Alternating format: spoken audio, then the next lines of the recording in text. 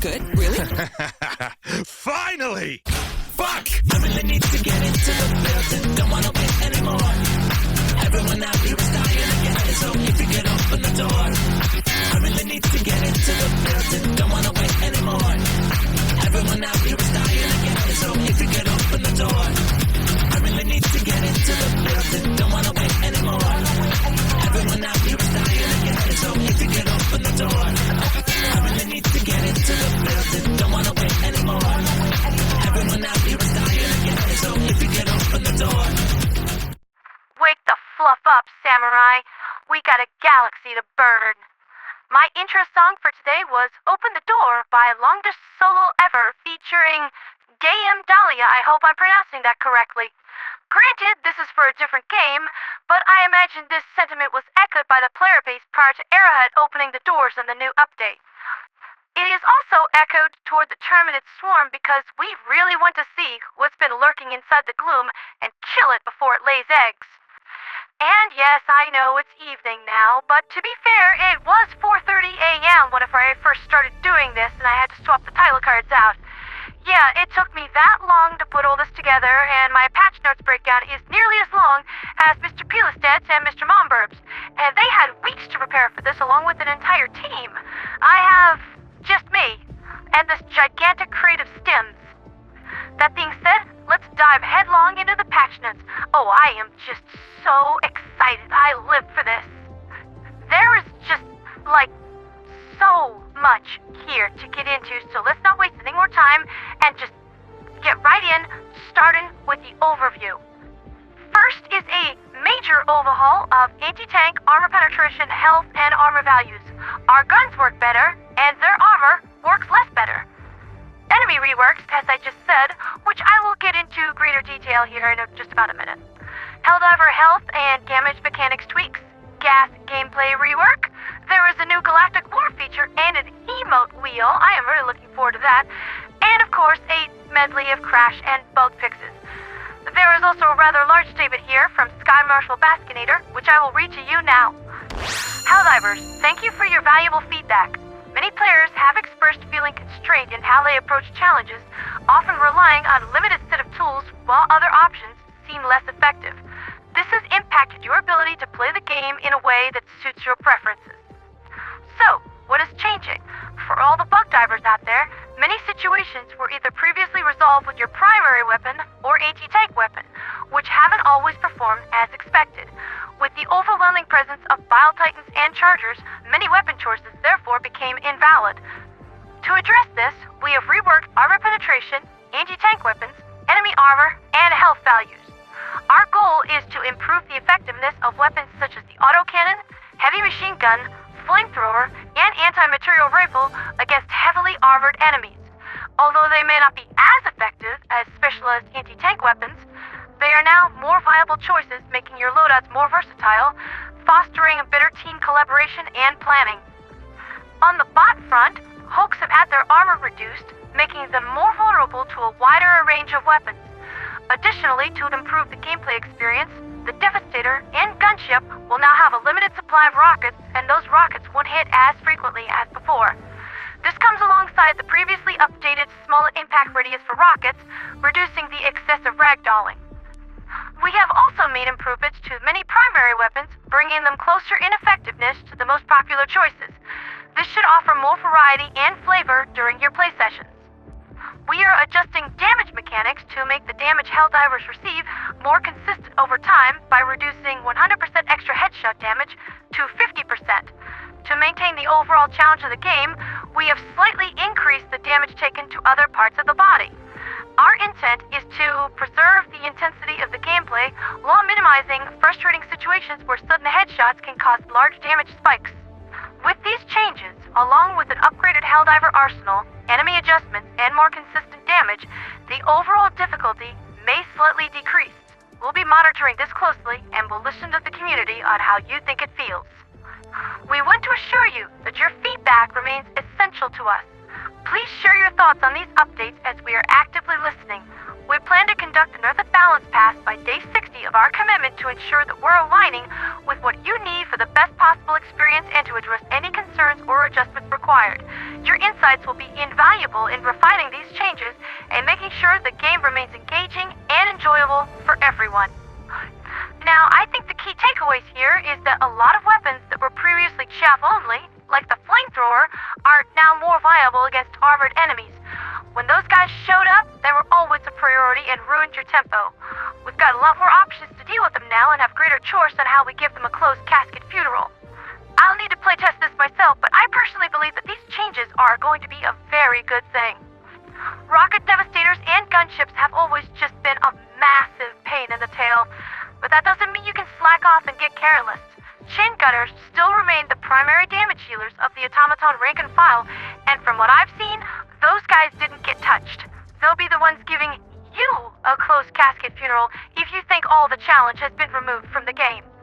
Adjusting headshot damage is, I think, another welcome addition to the game and a good development direction. Basically, we just got better helmets. And dying out of the blue isn't exactly engaging gameplay or something you can learn from. It just meant that you got unlucky. At the same time, other parts of the body will take slightly more damage. I am curious how much damage is slightly more, but I think this is a good compromise. Now, if you don't like these changes, do bear in mind that we will be getting another balance pass by day 60 of the plan in order to tweak all of this just a little bit more, so these changes are not final. Please forward all constructive, polite feedback to the community manager team and Super Earth government through the relevant ministries. Every vote counts, and your voice will be heard. Now let me just scroll down into the patch notes proper and... Oh, my sweet Liberty, that's a lot, but this is why I got up an hour earlier than usual. Freedom never sleeps.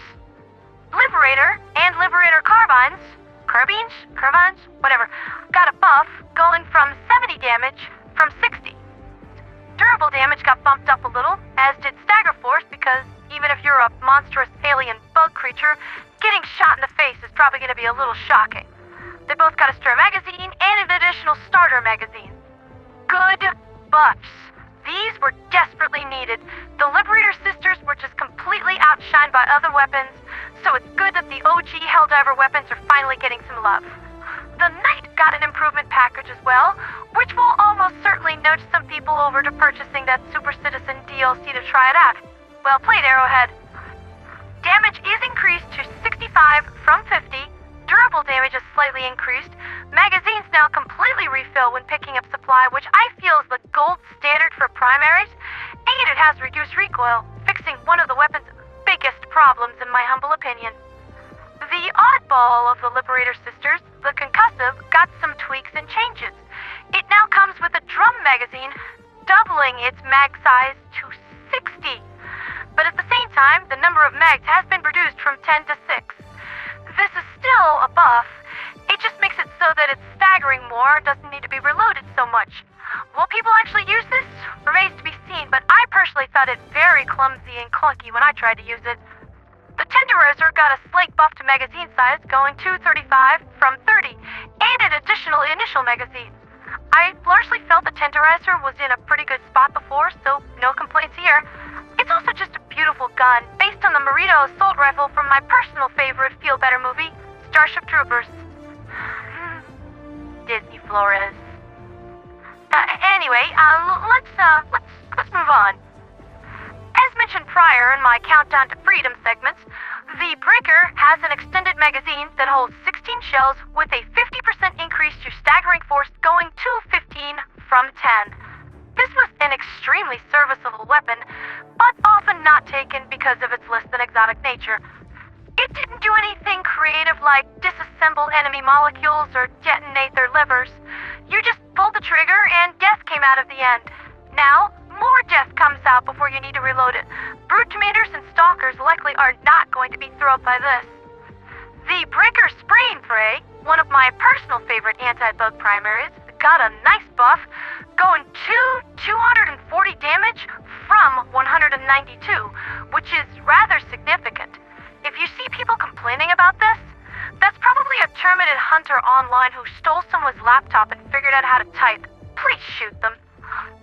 The Scythe also got some lovely TLC with a faster cooldown, adjustment to the heat visual effects, the scope was changed to favor close combat with a lesser zoom, a complete removal of recoil, which does make sense because it's a laser, and the heat output was increased so that it actually sets enemies on fire faster. All very good changes. Will it be enough that people will prefer this to the sickle? We shall see. The crossbow got buffed again. I swear, someone at Arrowhead R&D has to really like this project. Explosion damage is increased by 50%, drastically increasing your chances of blowing your own tail off, and explosion damage has been increased to 350 from 150, increasing the chances of you not surviving blowing your own tail off. Now we get to the Eruptor, which is something that people were asking about quite a lot. Shrapnel projectiles per pull of the trigger is set to 30 with 110 damage each, but explosion damage itself was scaled back to 225 from 340, which is rather significant. With the introduction of shrapnel, this is still a buff, as is the 33% larger explosive radius, 17% for the inner, and 50% for the outer radius. Now, I might be biased, but I always just use this as a high-powered, bolt-action sniper rifle, aiming for headshots, you know? This is what 1600 hours in Planetside 2 does to you. NC-14 Bolt Driver go burr. Next up is the Defender, an old favorite of mine. Slight damage increase to 75 from 70, and an equally slight durable damage increase to 8 from 7. Just a little touch-up. It was already a fine guide anyway. Oh, here we go. The Vanilla Diligence got its damage increased to 165 from 125, with durable damage increased to 42 from 32. But the Counter Sniper got its damage increased to 200 from 140, with durable damage increased to 50 from 14. Stagger Force is increased to 20 from 15. Yes, I love this gun so much that I made a song about it. I can't wait to bust off bots with this. That little wheezing sound they make when you pop their skulls is just so satisfying. The Blitzer received a small change in that it has a weak stun effect that builds up on the enemy per shot, making it one of the premier anti-bug chaff weapons. Not that it wasn't before. Lastly, the Torture's damage has been increased by 50%, with the flame mechanics reverted to pre-escalation of freedom update levels. Its armor pen has been increased to 4 from 3. I am going to deeply enjoy this one on my next bug hunt. You all know how much I adore flame weapons. I'm also hoping this comes with a graphical reverb because even Mr. Peelistet wasn't happy about that one. Oh yeah, that sound that you're hearing in the background, that's everyone buying the Freedom's Flame Warbond. There are also a few small notes here about secondaries, which I always felt were in a good place, especially my personal favorite, the Verdict. Peacemaker spare magazines were increased to 6 from 5. Sorry, no one is still going to pick this who can choose otherwise. The Dagger has been adjusted in line with other laser weapons to have no recoil, gain heat more slowly, have better visual heat effects, set enemies on fire faster, and its damage got the old hit bump to 250 from 200. Nice buff. The Curseburg got a similar balance pass to the Torture with 50% more damage, making it an almost instant fluff off button to anything mean and nasty in your face. Its flame mechanics were reverted to pre-escalation level, and its armor pen was increased to 4 from 3. It's basically a small capacity, high intensity flame cannon that fits in your pocket. Go try it out. We now get into the support weapons, and oh, mother of managed democracy, there is a lot here. First, dedicated AT weapons like the Recoilless, Quasar, Commander, Eat, Spear, and Patriot rockets have all received large damage boosts across the board. These will fall into 3 distinct categories. Strong and reliable, like my beloved RR and the much-valued Spear. They can afford to be less accurate since a direct hit to the body won't eliminate most enemies the size of a Charger. I'm sorry, but if you lose 20% of your body mass to an explosive rocket, that's gonna put a little hitch in your giddy-up. Strong AT weapons are weapons like the Eat or the Quasar, which will often kill targets with a single hit to the single weak spot. 2 shots will take out a charger or 1 shot a Hulk. So those who still prefer to rock out the eats, or we have the Spartan laser at home, will need to rely on the leg break method to deal with charger behemoths. Less strong AT weapons consist of the Commando and Patriot rockets, which will still take 1 to 3 shots to down a charger or a Hulk depending on your aim. Sweet Liberty! I just noticed that the script is already up to 4 pages. But I'm not afraid, I'm hyped. Moving on to other support weapons, the grenade launcher got an ammo touch-up with an extra initial magazine, as well as an extra maximum mag with a slight increase to explosive radius. This weapon was well thought of for its ability to destroy whole packs of bile spewers, as well as spank charges to death. It'll also kill bile titans.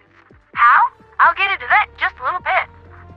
The laser cannon, or the sparkle cannon as I like to call it, got the same improvements that all other laser weapons got. Faster cooldown, no recoil, sets enemies on fire faster, heat VFX adjustments, and can damage chargers, bile titans, impalers, and hulks. Tastes good, less filling.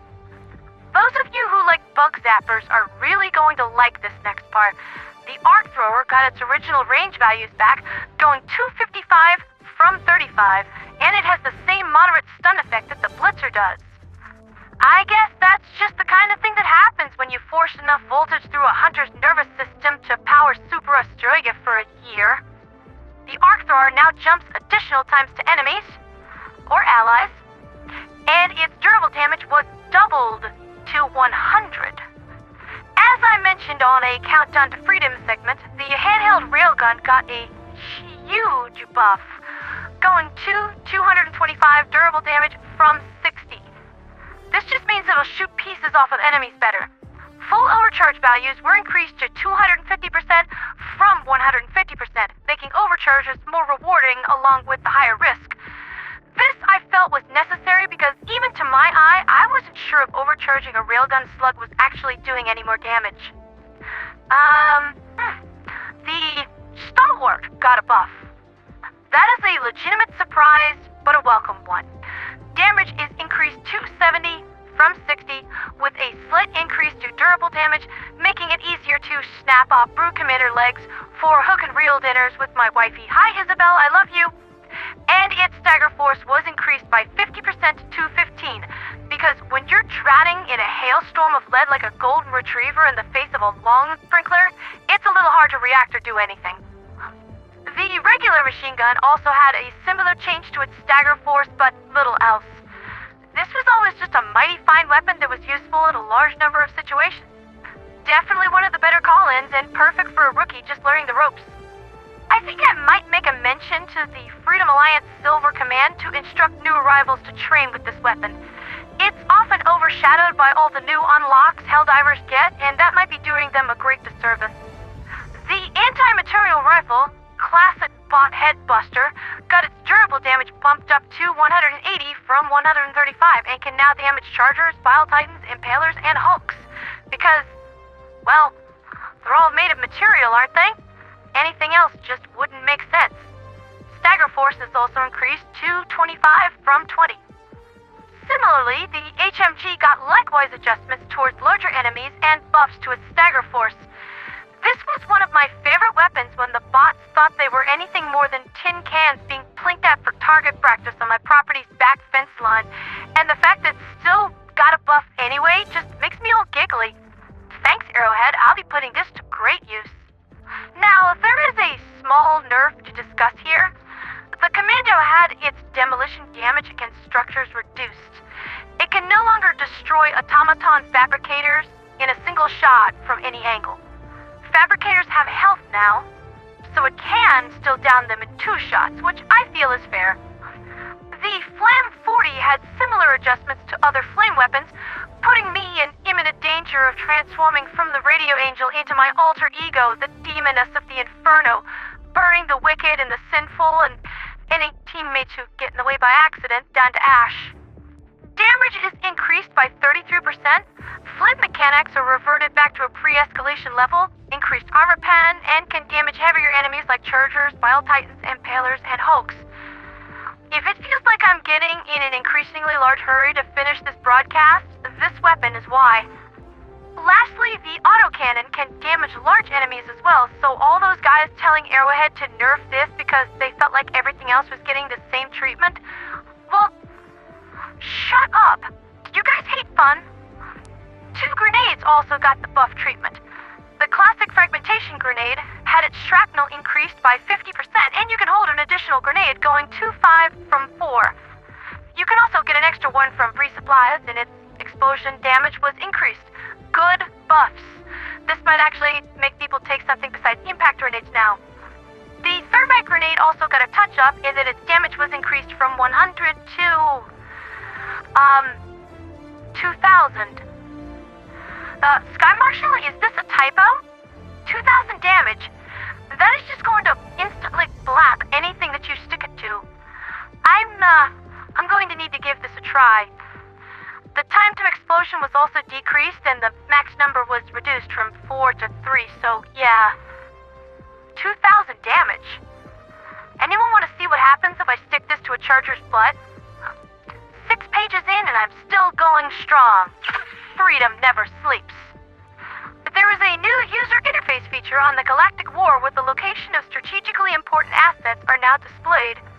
There is a truly unsettling amount of Helldivers who partake in no social media whatsoever, my infuriatingly dense brother among them, so they are beyond my ability to influence. Here's hoping that this will help guide the Liberation Fleet along to where it needs to go. More information is always helpful.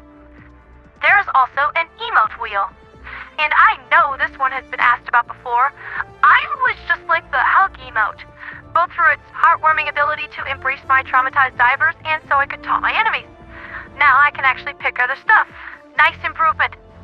Now we get into enemy durability changes and revamps. Democracy needs me.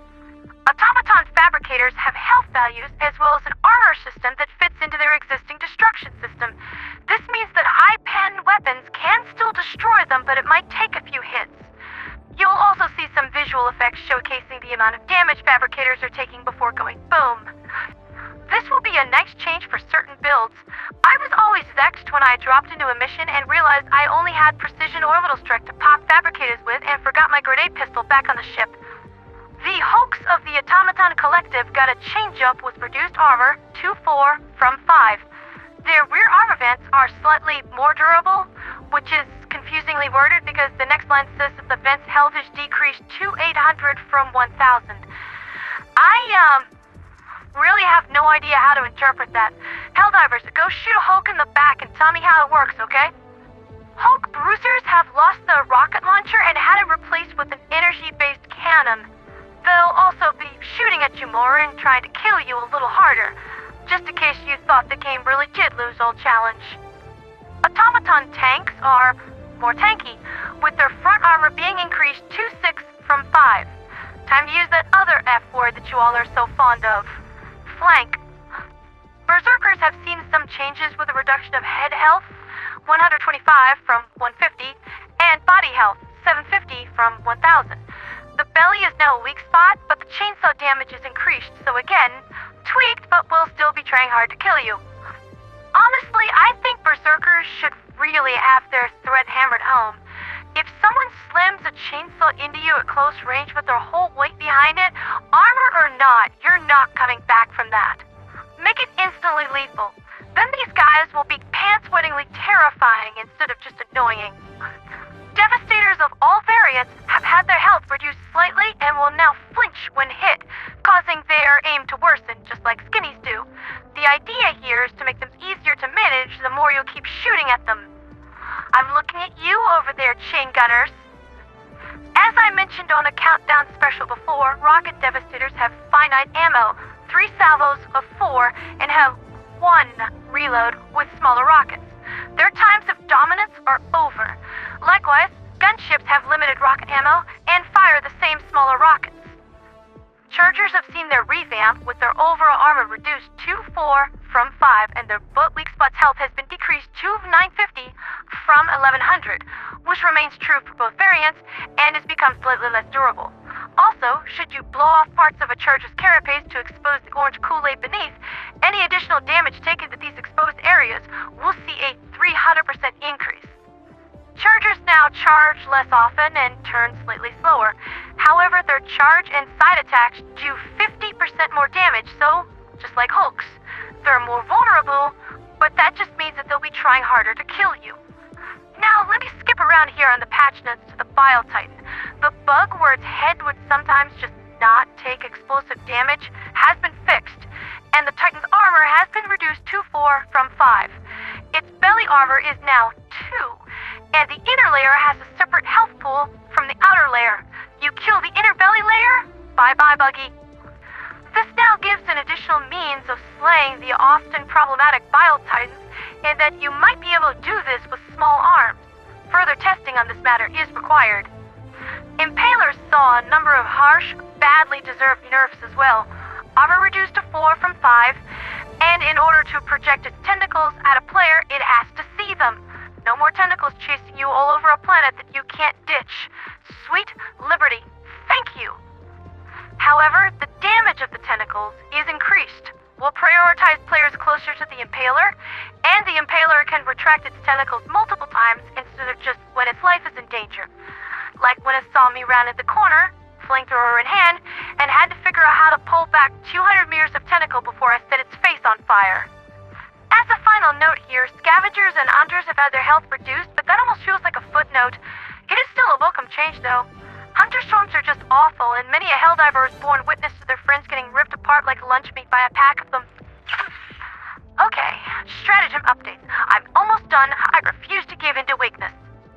Every stratagem capable of damaging heavier enemies has had their damage increased to account for higher health levels. Basically, if it killed a big bad guy before, it'll still do that. 500 kg bombs, as discussed last night, have had their explosive radius increased to match the visuals. I think everyone is going to really like this one, and this stratagem is probably why so many Helldivers have such a crush on Eagle 1. Eagle rocket pods have had their damage slightly increased to compensate for enemy changes, which I feel is fair. I still only rarely take these, not because they're bad, but because stratagem slots are limited and I know what I like. Gatling and MG sentries have had their stagger force increased from 15 to 20, and the HMG emplacement has had its stagger force increased to 25, as well as being able to damage heavier enemies. Critical Hit Ventures is probably doing a happy dance right now.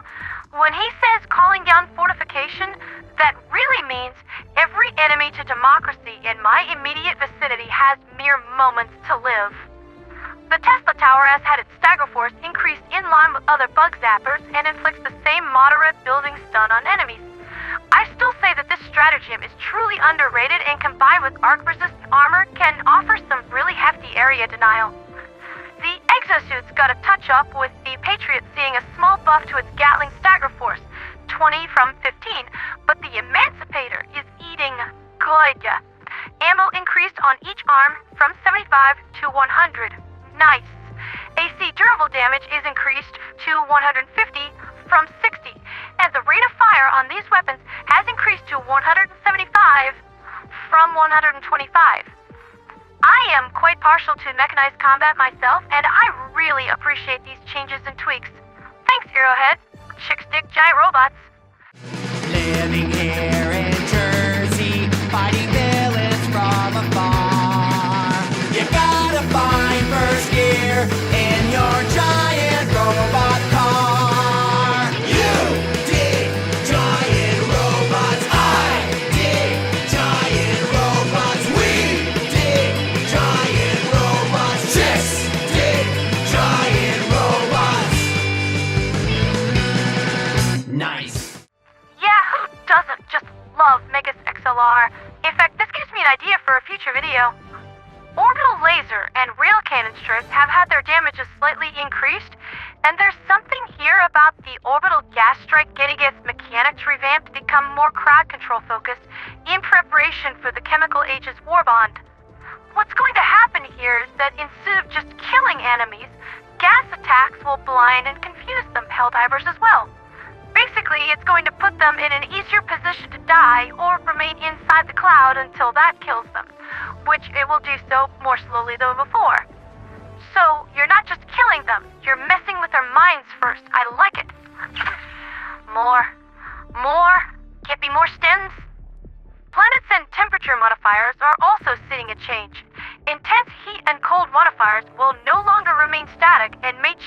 not depending on the time of day and weather conditions. Some desert planets will now only have the intense heat modifier active during the day and may shift at night to no modifier at all, or even have the extreme cold modifier instead. How immersive! Arid planets, such as Hellmire, will now only have the intense heat modifier active during fire tornado storms, making them somewhat more palatable. Now we move on to gameplay and crash fixes. First on the list is that there's a fix for weapon aim modes not saving properly on some weapons. However, this fix did clear all currently saved aim modes, but it should work correctly afterward. So you might want to go over your equipment and make sure everything is hunky-dory. There is a medley of various trash fixes, so my friend, around 95p, should be happy about that. See? Faith manages. Some of this stuff is really obscure, but should help with overall game stability.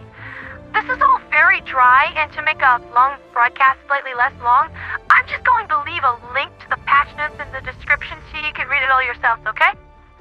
The high-value assets missions got some fixes, such as enemies no longer spawning on extraction, they can't shoot the generators from far away, heavy and flying enemies will prioritize attacking the player instead of the generator, quality of life things like that. The ever-problematic Impaler had several bugs fixed as well, namely that sometimes they didn't receive explosive damage in their exposed weak areas, just like Bile Titans. I'm seeing a family trend here. Also, the bugs where divers and their exosuits could be launched into the stratosphere by the emerging tentacles has been solved. Thank goodness. I got an express ticket back to the Mercy 3 drops in a row by these tentacle jerks. This is something very high on my to-do list, and I'm glad it's solved.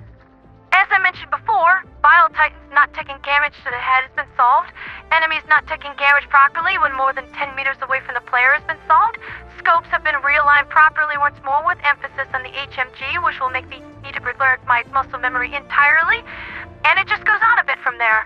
Again, link to proper patch notes is in the description. There were so many of these fixes that all I can really do is hit the highlights. Oh, and General Brash's democratic values have been increased by 1,000%. It's probably more, but our meter maxed out. And then the scanner exploded. Merciful heavens. Good patch day.